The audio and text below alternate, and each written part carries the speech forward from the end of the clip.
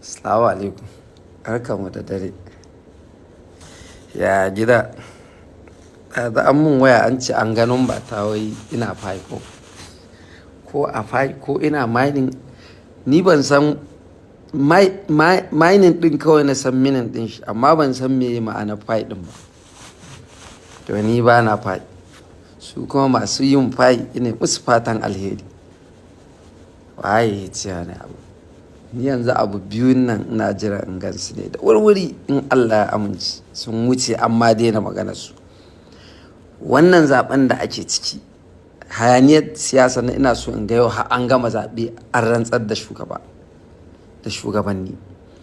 Na biyun abin da nake jira fashewar fai ko fashewar yan fai dole ɗaya za ta faru.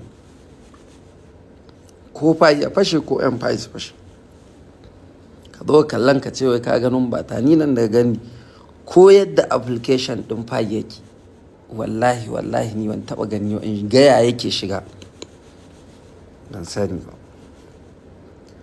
In kuma mutum ya gani ya faɗa min nawa ne da ni in dai faɗan duk ɗaya tukwicin 100,000 in ka gano 100 ka kara da miliyan 10.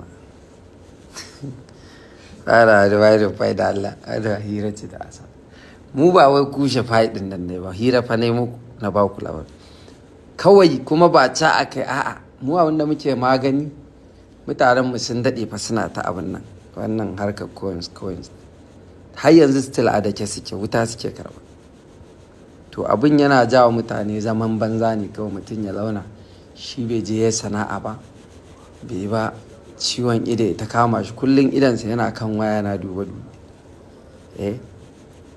kullum muna yi muku fatan alheri ma ni ba na mining ɗin fa shi fa bai da security ne abinda ake tunanin ka ɓoye trillion ko billions sai a ce kawai wani ya buɗe ma da number ka yanzu wani zai ɗau BVN ne ko BBN ne wannan code ɗin da ake buɗe a VBN ne ko na baba sai je ɗauka ya je buɗe ma account a ba wannan magana fai